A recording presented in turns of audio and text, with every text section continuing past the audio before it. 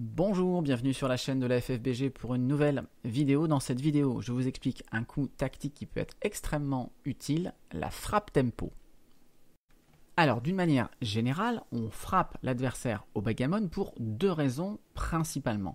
Première raison pour lui faire perdre du terrain à la course et deuxième raison pour se battre pour des points clés. Et d'une manière générale, il est bon de frapper l'adversaire lorsque cela sert votre plan de jeu, donc lorsque cela présente un intérêt stratégique. Mais on va voir que parfois, frapper peut être également une arme défensive, un coup tactique. Alors regardons tout de suite un exemple. Ici, l'adversaire a ouvert 6 et 4 et on a répondu avec 5 et 2. Alors 5 et 2, ici c'est un jet assez pauvre, on voit beaucoup de joueurs intermédiaires débutants qui vont tout simplement jouer 13-8, 24-22. Mais ce coup-là, il est beaucoup trop passif.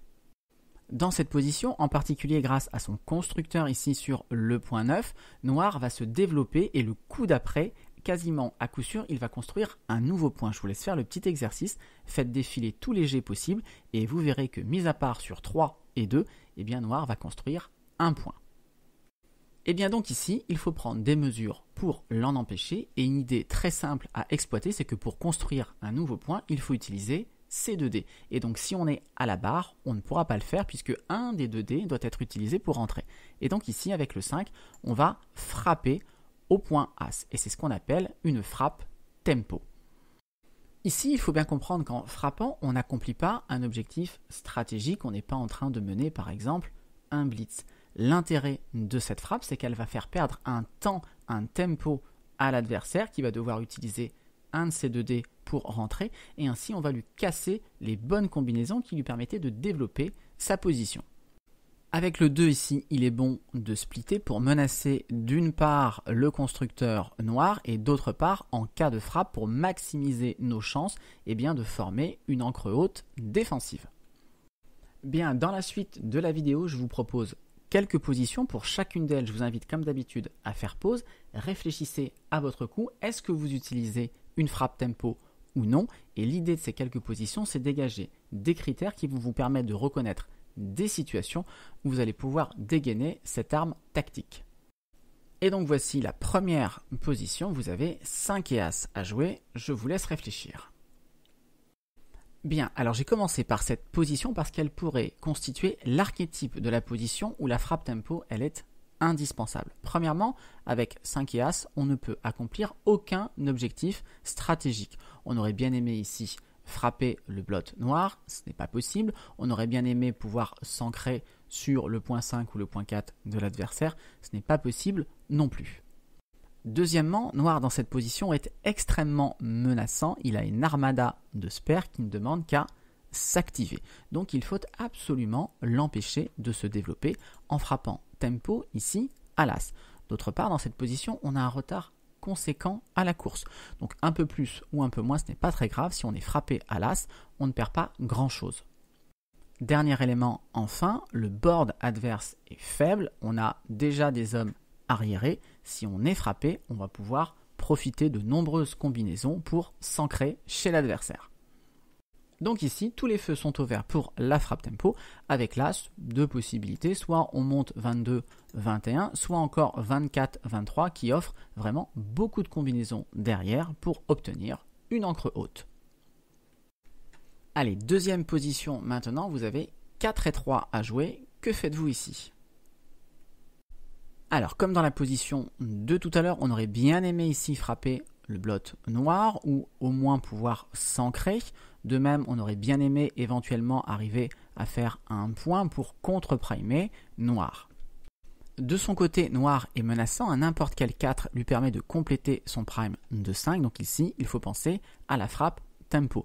Notez qu'on est en plus déjà en retard à la course, qu'on a plus d'hommes à l'arrière que lui. Donc ici, 4 et 3, il fallait le jouer de 8 vers As pour shooter tempo. Alors pour bien comprendre l'intérêt tactique de ce shoot, comparez simplement quelques jets. Une fois que vous avez frappé ici, 4 et 5, 4 et 6 par exemple, ne permettent pas à Noir de compléter le prime de 5. Des jets comme 6 et 3 faisaient point sur tête, 5 et 2 faisaient le prime de 5 également en faisant le point 4. Et je vous passe double 6, double 5 sur lequel maintenant eh bien noir ne va pas pouvoir rentrer, qui était des jets dévastateurs. Idem pour 6 et 5, qui était un très bon jet. Allez, nouvelle position maintenant, vous avez ici 3 et 2 à jouer. Que faites-vous? Alors, un peu comme tout à l'heure, la position 1 pouvait servir d'archétype de position où il fallait frapper tempo, autant celle-ci pourrait servir d'archétype de position où il ne faut pas frapper tempo. Dans cette position, on a 9 pipes d'avance. On n'a plus qu'un seul homme arrière. Donc notre plan, notre stratégie, elle est simple. Il s'agit de jouer la course et d'essayer donc d'extraire notre dernier pion. Ce n'est pas possible ici. D'autre part, on ne peut pas vraiment améliorer notre position, on ne peut pas construire de points et préparer de nouveaux points avec un jeu par exemple comme 13-10, 13-11. En fait, c'est beaucoup trop risqué. Noir ayant splitté ici, il a beaucoup de frappes, quasiment l'équivalent d'une frappe directe. Et comme on n'a plus qu'un seul homme à l'arrière, on n'a vraiment pas envie d'en avoir un deuxième qui est ramené. Donc dans cette position, il n'y a qu'un seul jeu raisonnable, c'est de jouer de 13 vers 8. Alors c'est sûr, hein, c'est pas très beau, mais ici, pas de raison de se dire, comme il n'y a pas grand chose à faire, allez, allons shooter à l'as. Là, c'est vraiment anti-stratégique. Notez que noir ne menace pas grand chose, simplement si vous le frappez maintenant, il vous menace de vous frapper, de vous faire perdre 24 pipes, de vous ramener un second pion à l'arrière alors qu'il a un board plus fort que vous. Donc là, c'est vraiment anti-stratégique. C'est une grosse erreur ici de frapper à l'as. Bien, pour terminer cette vidéo, je vous propose de récapituler certains critères donc, qui vont vous permettre de justifier une frappe tempo. Donc, premier critère important, eh bien, on n'a pas de jeu constructif. On ne peut pas développer notre stratégie et en même temps, l'adversaire, lui, est très menaçant. Et donc, il va falloir utiliser cette frappe tempo pour couper certains de ces bons jets. Notez que cette frappe tempo, elle est utilisée de préférence lorsque vous êtes déjà en retard à la course, que vous avez plusieurs hommes à l'arrière et que cette frappe tempo ne compromet pas votre plan de jeu. Voilà, c'est tout pour cette vidéo. Très bonne partie à tous et à très bientôt.